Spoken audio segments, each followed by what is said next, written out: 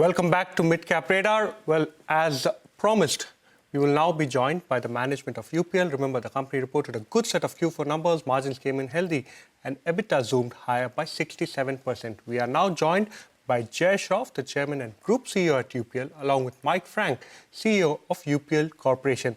Thank you so much, gentlemen, for joining us. First up, Mr. Shroff, congratulations on a very strong set of numbers as far as FY25 is concerned. It was a year in which you actually struggled given the fact that, in fact, the global agrochem industry struggled given the fact that there was very high inventory. Despite that, there's been significant deleveraging.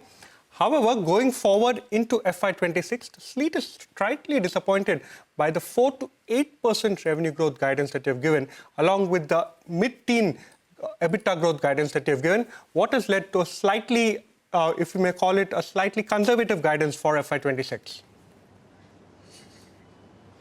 Thank you very much. There is, while there is a lot of excitement in the industry about the recovery from the very, very difficult year we had, 23-24,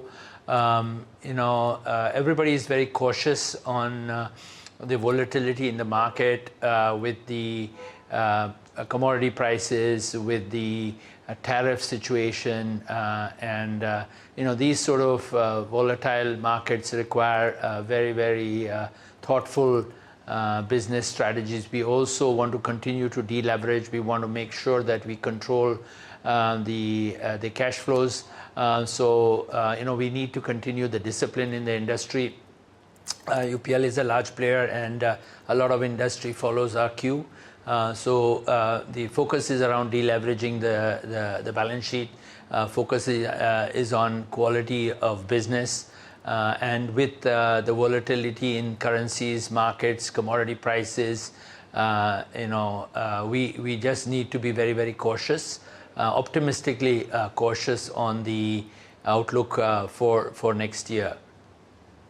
Sure. Thank you so much, Mr. Shroff. But, I'd like to ask Mr. Frank what his take is on the kind of growth that you're penciling in for different geographies you serve, the LATAM market, the North American market, with the kind of uncertainties that we have around global trade and the geopolitical tensions, which as of now are abating. What is the kind of growth that you see in different geographies? Yeah, so good to be with you. And as you saw in our Q4 and full year results, we finished the year very strong.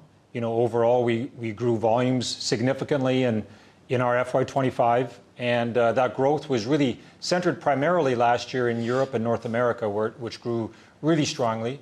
For the most part, the rest of the world and Latin America were more flattish from an overall revenue standpoint. That being said, if you look at our results relative to the industry, we have a lot of momentum. We gained market share. Our volume growth outpaced the industry quite significantly. So we really see us carrying into FY26 with a lot of momentum. And we do expect growth in every one of our regions over the next year. Last year was a big recovery, both in Europe and North America, so we likely won't see as big a step change in our growth in those regions. But, we've really, I think we have a lot of new products.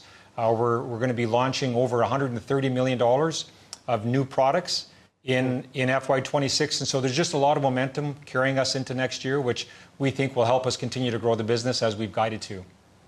Mr. Shroff, along with the growth in business, one thing that you've mentioned as far as FY26 is concerned is that you're going to be focused on margins and maybe at the expense of volume. So what has led to that particular strategy? Number two, there has been significant reduction as far as debt is concerned. FY26, at the end of FY26, where do you target the debt picture to be? What is the operational cash flows? How do you expect that to come about at the end of FY26? And lastly, along this particular line, for debt reduction, when do we see the seeds business IPO come about? Thank you very much. Yes, the focus is to deleverage the balance sheet. And, we've reduced, we've had about $1 billion plus of debt reduction. I think the following year also the team is focused completely on reducing debt, deleveraging the balance sheet further. we are launching a lot of innovative, new, differentiated products in our pipeline across the world, and those will improve overall margins. We expect that to continue to grow. Our NPP business also is growing very nicely, and we have some very unique new product launches which we expect to grow a lot and add to the bottom line. As far as Advanta is concerned, we are in, Advanta is, we've had a new investment from AlphaWave. We have fantastic new shareholders with KKR and AlphaWave.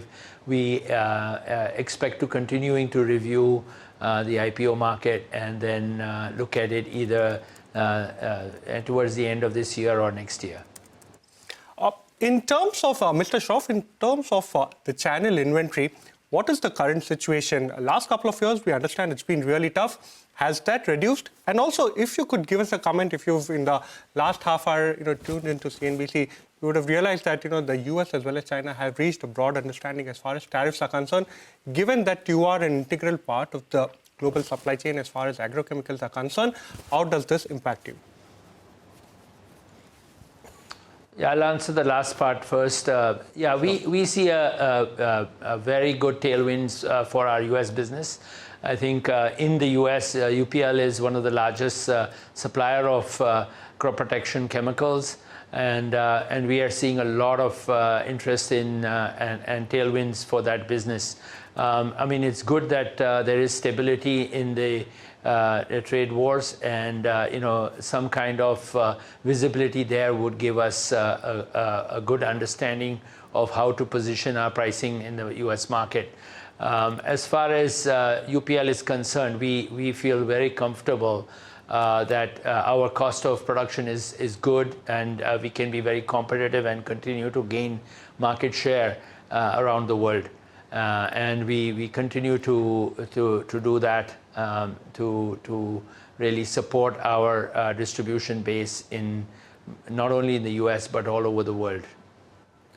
Well, and I'd just like to ask Mr. Frank about the kind of pricing that is now taking place. The expectation was that there would be some price recovery in some of the key chemicals that would be sold by UPL. So, I mean, what is your outlook on pricing? Where has it recovered? Is it largely the same? Yeah, so if you look at our fourth quarter results, you'll see that our biggest tailwind was from volume. So we continue to grow volume and take market share.